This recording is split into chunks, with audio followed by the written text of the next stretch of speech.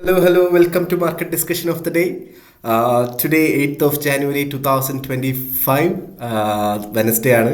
So എല്ലാ ദിവസത്തെയും പോലെ നമുക്ക് ഫണ്ടമെന്റൽസിൽ നിന്ന് സ്റ്റാർട്ട് ചെയ്യണമെങ്കിൽ ഇന്ന് നമുക്ക് എക്കണോമിക് കലണ്ടർ ബേസ് ചെയ്തിട്ട് കുറച്ച് വളരെ ലൈറ്റ് ആയിട്ടുള്ള കുറച്ച് ന്യൂസുകളുണ്ട്. ഫസ്റ്റ് ന്യൂസ് എന്ന് പറയുമ്പോൾ നമുക്ക് യൂറോസോണിൽ നിന്ന് വരുന്ന കൺസ്യൂമർ പ്രൈസ് എക്സ്പെക്റ്റേഷൻ ആണ്. അത് കഴിഞ്ഞാൽ അത് വന്നിട്ട് UK ടൈമിംഗ് 10 മണിക്കാണ് ഈ പറയുന്ന പർട്ടിക്കുലർ ന്യൂസ് വരുന്നത്. ഇന്ത്യൻ ടൈമിംഗ് 3:30 മണിക്ക്. അതിനുശേഷം ADP non farm employment change ഉണ്ട്. അത് US നിന്ന് UK ടൈമിംഗ് 1:15 ആ ന്യൂസ് വരുന്നത്. അതിനുശേഷം ഇനിഷ്യൽ ജോബ്ലെസ് ക്ലെയിം ഉണ്ടാവും. ഓക്കെ, അതിനുശേഷം ക്രൂഡ് ഓയിൽ സ്റ്റോക്ക് ചേഞ്ചും ഉണ്ടാവും. അപ്പോൾ ഇത്രയും ന്യൂസാണ് UK ടൈമിംഗ് 3:30 മണിക്കാണ് ഈ പറയുന്ന ക്രൂഡ് ഓയിൽ സ്റ്റോക്ക് ചേഞ്ചിൻ്റെ ന്യൂസ് വരുന്നത്. അപ്പോൾ ഇതാണ് ഇന്നത്തെ ദിവസത്തെ കലണ്ടർ ബേസ് ചെയ്തിട്ടുള്ള ന്യൂസുകൾ. അപ്പോൾ ഉറപ്പായിട്ടും നമ്മളുടെ 1:15-നും 1:30-ക്കും ഏകദേശം ഒരു 6 മണിക്ക് ശേഷം ഇന്ത്യൻ ടൈമിംഗ് ആ സമയത്ത് നമ്മളൊന്ന് മാർക്കറ്റിൽ ഒന്ന് ശ്രദ്ധിച്ചിരിക്കുക. കാരണം ഉറപ്പായിട്ടും ഒരു വോളറ്റാലിറ്റി ഉണ്ടാക്കാനായിട്ടുള്ള പോസിബിലിറ്റി ഉള്ള ന്യൂസുകളാണ് വരാൻ പോകുന്നത്. ഓക്കെ, സോ ഒരു ഡയറക്ഷണൽ ചേഞ്ച് ഒന്നും ഉണ്ടാവില്ല, പക്ഷെ ഉറപ്പായിട്ടും എന്താണ് ഒരു വോളറ്റാലിറ്റി ഉണ്ടാക്കാനായിട്ടുള്ള പോസിബിലിറ്റി ഉണ്ട് എന്നുള്ളതാണ്. ഓക്കെ, സോ ഞാൻ ഇന്നലെയും പറഞ്ഞ കാര്യമാണ്, എന്താണ് നമ്മൾ ഈ കലണ്ടർ ബേസ് ചെയ്തിട്ടുള്ള ന്യൂസുകൾ ഉറപ്പായിട്ടും ഉണ്ട്. അത് നമുക്ക് എക്സ്പെക്റ്റഡ് ആണല്ലേ, ഈ ന്യൂസുകളൊക്കെ എക്സ്പെക്റ്റഡ് ആയിട്ടുള്ള ന്യൂസാണ്. പക്ഷെ അൺഎക്സ്പെക്റ്റഡ് ആയിട്ടുള്ള പല സ്റ്റേറ്റ്മെൻറ്റ്സും പല സ്ഥലങ്ങളിൽ നിന്ന് വരുന്നുണ്ട്. അത് എൻ്റെ one of the main reason എന്താണ്, ജനുവരി 20 നമ്മുടെ ഡൊണാൾഡ് ട്രംപ് അധികാരത്തിലോട്ട് വരുന്നു എന്നതിനെ ആസ്പദമാക്കി ഒരുപാട് സ്റ്റേറ്റ്മെൻറ്റ്സ് US നിന്ന് വരുന്നുണ്ട്. ഡൊണാൾഡ് ട്രംപിൻ്റെ കുറേ സ്റ്റേറ്റ്മെൻറ്റ്സ് ഉണ്ടായിരുന്നു. 20 മുന്നേ ആയിട്ട് ഇസ്രായേലും പാലസ്തീനും തമ്മിലുള്ള സീസ് ഫെയർ നടക്കാനായിട്ടുള്ള എല്ലാ പോസിബിലിറ്റിയും നമ്മൾ കാണുന്നുണ്ട്. കാരണം അത് എന്താ പറയുക, ഇസ്രായേൽ ബന്ദികളാക്കിയിട്ടുള്ള ഇസ്രായേലിലെ ആൾക്കാരെ വിട്ടുകൊടുത്തില്ല എന്നുണ്ടെങ്കിൽ ഹമാസ് യഥാർത്ഥത്തിൽ അതിന് വലിയ വില കൊടുക്കേണ്ടി വരും എന്നുള്ള സ്റ്റേറ്റ്മെൻ്റൊക്കെ ഡൊണാൾഡ് ട്രംപ് ഇറക്കിയിട്ടുണ്ടായിരുന്നു. അപ്പോൾ അത് കാരണം മോസ്റ്റ് പ്രോബബ്ലി അതൊരു സീസ് ഫയറിലോട്ട് അവസാനിക്കാനുള്ള പോസിബിലിറ്റി എന്തായാലും ഉണ്ട് എന്ന കാര്യം നമ്മൾ മനസ്സിൽ വെക്കുക. ഓക്കെ, സോ അതിൻ്റെ കൂടെ തന്നെ ഡൊണാൾഡ് ട്രംപ് ഇറക്കിയേക്കുന്ന കുറേ സ്റ്റേറ്റ്മെൻറ്റ്സ് എന്താണെന്ന് വെച്ചാൽ കാനഡ, ഗ്രീൻലാൻഡ്, പനാമ കനാൽ അതെല്ലാം US-ൻ്റെ പാർട്ടാവണം എന്നുള്ളൊരു സ്റ്റേറ്റ്മെൻറ്റ് പറഞ്ഞിട്ടുണ്ട്. സേഫ്റ്റി കാര്യങ്ങൾക്ക് വേണ്ടിയിട്ട് അത് US-ൻ്റെ പാർട്ടാവണം എന്നുള്ള കാര്യങ്ങൾ പറഞ്ഞിട്ടുണ്ട്. ഓക്കെ, സോ അങ്ങനെ കുറേ കാര്യങ്ങൾ പറയുന്നുണ്ട്. യൂറോയിനെ സംബന്ധിക്കുന്ന ന്യൂസുകൾ നോക്കിക്കഴിഞ്ഞ് കഴിഞ്ഞാൽ ഇപ്പോൾ നമ്മുടെ ഉക്രൈൻ റഷ്യ വാറ് അതും ഒരു സീസ് ഫയറിലോട്ട് വരാനായിട്ടുള്ള പോസിബിലിറ്റിയും നമ്മൾ കാണുന്നുണ്ട്. കാരണം എന്താ വെച്ചാൽ ഉക്രൈൻ്റെ പല പട്ടാളക്കാരന്മാരും എന്താ പറയുക, അവർക്ക് വാറിലോട്ട് താല്പര്യമില്ല എന്നുള്ളൊരു ഒരു ന്യൂസുകളും വരുന്നുണ്ട് എന്നുള്ളതാണ് അതിലുള്ളൊരു കാര്യം. അപ്പം അങ്ങനെ വരുമ്പോൾ എന്താ സംഭവിക്കുന്നതെന്ന് വെച്ച് കഴിഞ്ഞാൽ, ഓക്കെ, പട്ടാളക്കാർക്ക് വാർ ചെയ്യാൻ താല്പര്യമില്ല എന്നുണ്ടെങ്കിൽ ഉറപ്പായിട്ടും ഒരു സീസ് ഫയറിൽ വന്നേ പറ്റത്തുള്ളൂ, അല്ലേ? ഉക്രൈൻ കീഴടങ്ങി എന്ന് സമ്മതിച്ചേ പറ്റത്തുള്ളൂ എന്നുള്ളൊരു അവസ്ഥയിലോട്ടാണ് ഉക്രൈൻ റഷ്യ വാറും വരുന്നത്. അപ്പം ഇതാണ് ബേസിക്കലി എന്താ പറയുക ന്യൂസ്, അല്ലെങ്കിൽ ബാക്ക്ഗ്രൗണ്ടിൽ നടക്കുന്ന ന്യൂസുകൾ. ബാക്കി ഞാൻ ആദ്യമേ പറഞ്ഞത് എക്കണോമിക് കലണ്ടർ ബേസ് ചെയ്തിട്ട് നമുക്ക് എക്സ്പെക്റ്റ് ചെയ്യുന്ന ന്യൂസുകളുമാണ്.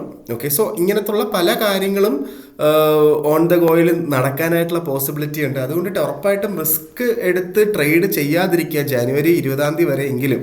അത് കഴിഞ്ഞിട്ട് കുറച്ച് ദിവസം കഴിയുമ്പോഴത്തേക്കും മാർക്കറ്റ് ഒരു നോർമൽ കണ്ടീഷനാവും.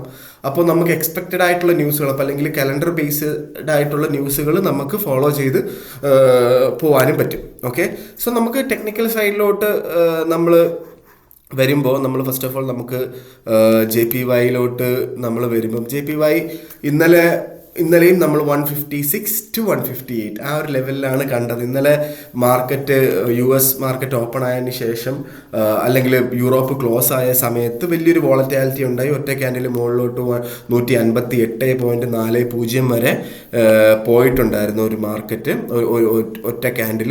അതിനുശേഷം മാർക്കറ്റ് താഴോട്ട് വന്നു. പക്ഷേ ഇന്നത്തെ ദിവസം നിങ്ങൾ ശ്രദ്ധിച്ചു കഴിഞ്ഞാൽ അറിയാൻ പറ്റും, എല്ലാ ക്യാൻഡിൽസും എല്ലാ മാർക്കറ്റ് ഓപ്പണിങ്സിനും 158 മുകളിലായിട്ടാണ് മാർക്കറ്റ് ഓപ്പൺ ആയിട്ടുള്ളതെന്ന് നമുക്ക് കാണാൻ പറ്റും, അല്ലേ? ഇപ്പം നമ്മുടെ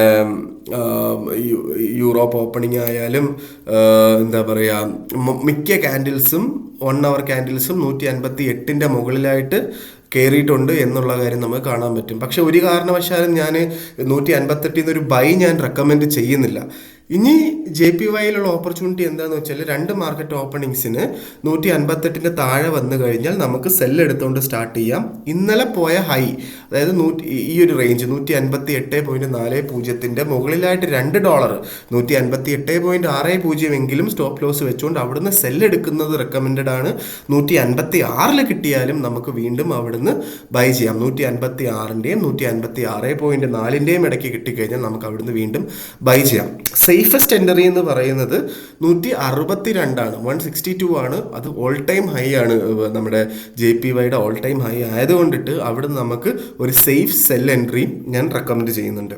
ഓക്കെ, സോ യൂറോയെ സംബന്ധിച്ച് നമുക്ക് യൂറോയിലോട്ട് വരുമ്പോൾ, യൂറോയും ഇന്നലെ അത്യാവശ്യം നമുക്ക് US നിന്ന് 3 മണിക്ക് വന്നൊരു ന്യൂസ്, ആ ന്യൂസിന് ശേഷം മാർക്കറ്റ് 1.0430 നിന്ന് താഴോട്ട് പോകുന്നൊരു കാഴ്ചയാണ് നമ്മൾ യൂറോയിൽ കണ്ടത്. ഇപ്പം മാർക്കറ്റ് നിൽക്കുന്നത് 1.03258 ഓക്കെ, സോ അത് എന്താണ് യൂറോയുടെ അവസ്ഥയെന്ന് നമുക്കറിയില്ല. എന്താണ് നമ്മളിവിടെ വെച്ചിട്ടൊന്നും ഒരു ബൈ ഓപ്പർച്യൂണിറ്റി നമ്മൾ പറയുന്നില്ല അല്ലേ. ഒരു നല്ലൊരു ബൈ ഓപ്പർച്യൂണിറ്റി 1.0500 മുകളിൽ തന്നെയാണ്.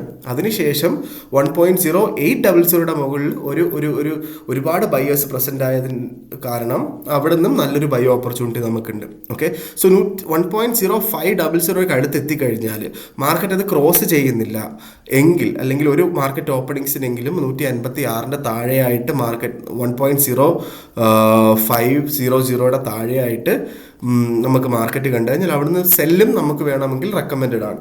ഓക്കെ, അല്ല മാർക്കറ്റ് താഴോട്ട് പോയി ഇപ്പോൾ ഈ ഒരു പോക്കിൽ മാർക്കറ്റ് 1 എന്ന് പറയുന്ന US ഡോളറും യൂറോയും ഈക്വൽ ആയിട്ടുള്ളൊരു വാല്യൂ എത്തിക്കഴിഞ്ഞാൽ നമുക്ക് അവിടുന്ന് നമുക്ക് ബൈ ചെയ്ത് സ്റ്റാർട്ട് ചെയ്യാം. വേറെ ഒന്നും കൊണ്ടിട്ടല്ല, അവിടെ ടെക്നിക്കാലിറ്റീസ് ഒന്നുമില്ല. 20 വർഷത്തെ ഒരു ലോവർ പോയിന്റിലോട്ട് യൂറോ വന്നു എന്നുള്ളൊരു കാര്യം കൺസിഡർ ചെയ്തുകൊണ്ട് അവിടെ നമുക്ക് ബൈ ചെയ്ത് സ്റ്റാർട്ട് ചെയ്യാം യൂറോയിൽ. ഓക്കെ, സോ നമ്മൾ നേരെ GBPയിലോട്ട് വരുമ്പോൾ GBPയും വീണ്ടും താഴോട്ട് പോയിട്ടുണ്ട്. 1.2500 ഒക്കെ ബ്രേക്ക് ചെയ്ത് ഇന്നലത്തെ 3 മണിക്കുള്ള UK-യിൽ 3 മണിക്കുള്ള ക്യാൻഡിൽ 1.2500 ഒക്കെ ക്രോസ് ചെയ്ത് ഇപ്പോൾ കറണ്ട് പ്രൈസ് എന്ന് പറയുന്നത് 1.24551 ആ ഒരു റേഞ്ചിലാണ് ഇപ്പോൾ മാർക്കറ്റ് കളിച്ചുകൊണ്ടിരിക്കുന്നത്. ഓക്കെ, സോ നമുക്ക് മാർക്കറ്റ് ഇനി എവിടെ വരെ പോകും എന്ന് ചോദിച്ചു കഴിഞ്ഞാൽ നമുക്കറിയാം മാർക്കറ്റ് കഴിഞ്ഞ ആഴ്ച പോയിട്ടുള്ള ലോ പോയിന്റ് ഉണ്ട് അല്ലേ. മാർക്കറ്റ് കഴിഞ്ഞ ആഴ്ച പോയത് എവിടെയായിരുന്നു? 1.3600 അടുത്തായിരുന്നു. ഓക്കെ, മാക്സിമം നമുക്ക് 1.2300 വരെയൊക്കെ പ്രതീക്ഷിക്കാം മാർക്കറ്റ്. കാരണം കഴിഞ്ഞ വർഷത്തെ ലോ എന്ന് പറയുന്നത് 1.2300 ആണ്. ഓക്കെ, സോ അതുവരെയൊക്കെ നമുക്ക് എക്സ്പെക്റ്റ് ചെയ്യാവുന്ന പ്രൈസാണ് GBPയിൽ. ഓക്കെ, സോ ഉറപ്പായിട്ടും നമുക്ക് എല്ലാ ലോവർ പോയിന്റും നമുക്ക് ബൈ പോയിന്റ് ആയിട്ട് എടുക്കാം. നമുക്ക് അടുത്തൊരു ബൈ പോയിന്റ് 1.2300 അടുത്ത് വെച്ച് മാർക്കറ്റിനെ കിട്ടിക്കഴിഞ്ഞാൽ അവിടെ നിന്നും നമുക്ക് ബൈ എടുത്ത് എന്താ പറയുക ട്രേഡ് എടുക്കാം എന്നുള്ളതാണ് GBPയിൽ എനിക്ക് നിങ്ങളടുത്ത് പറയാനായിട്ടുള്ള കാര്യം. ഓക്കെ, സോ നേരെ നമ്മൾ ഗോൾഡിലോട്ട് വരുമ്പം, ഗോൾഡ് ഇപ്പോൾ കറണ്ട് പ്രൈസ് എന്ന് പറയുന്നത് 2651 ഇന്നലെയും 2660 വരെ എത്തി. 60 ക്രോസ് ചെയ്തില്ലെന്ന് നമ്മൾ ഇന്നലെയും പറഞ്ഞിട്ടുണ്ടായിരുന്നു. 60 വെച്ച് സെല്ലെടുത്തിട്ടുള്ള ആൾക്കാർക്ക് എല്ലാവർക്കും പ്രോഫിറ്റ് കിട്ടിയിട്ടുണ്ടെന്നുള്ളതാണ് എൻ്റെ ഒരു വിശ്വാസം. ഓക്കെ, സോ ഇനിയും നമുക്ക് ഏഷ്യ ക്ലോസ് ആവുന്ന സമയത്ത് ഇന്ത്യൻ ടൈമിംഗ് 2:30 മണി, UK ടൈമിംഗ് 11:30 മണി, UK ടൈമിംഗ് 9 മണി, ആ ഒരു ടൈമിൽ നമുക്ക് ഇന്നത്തെ ദിവസം മാർക്കറ്റ് ആക്ച്വലി 145 താഴെയായിട്ട് മാർക്കറ്റ് പോവാത്തതിൻ്റെ പേരിൽ 2645 മുകളിലായിട്ട് മാർക്കറ്റിനെ കിട്ടിക്കഴിഞ്ഞാൽ അവിടുന്ന് ചെറിയ ക്വാണ്ടിറ്റി ബൈ എടുക്കുന്നത് കൊണ്ട് തെറ്റില്ലാത്ത കാര്യമാണ്. നമുക്ക് മാർക്കറ്റ് 2640 മുകളിലായിട്ട് സസ്റ്റെയിൻ ചെയ്യുന്ന ഉറപ്പുണ്ടെങ്കിൽ അവിടുന്ന് നമുക്ക് ബൈ ചെയ്യാം. 2632 താഴെയായിട്ട് നമ്മൾ സ്റ്റോപ്പ് ലോസ് ഇടേണ്ടി വരും എന്നുള്ളതാണ് അതിനകത്തുള്ളൊരു ഇമ്പോർട്ടൻ്റ് ആയിട്ടുള്ള കാര്യം. $2-3 2630 29 നമുക്ക് സ്റ്റോപ്പ് ലോസ് ഇടേണ്ടി വരും.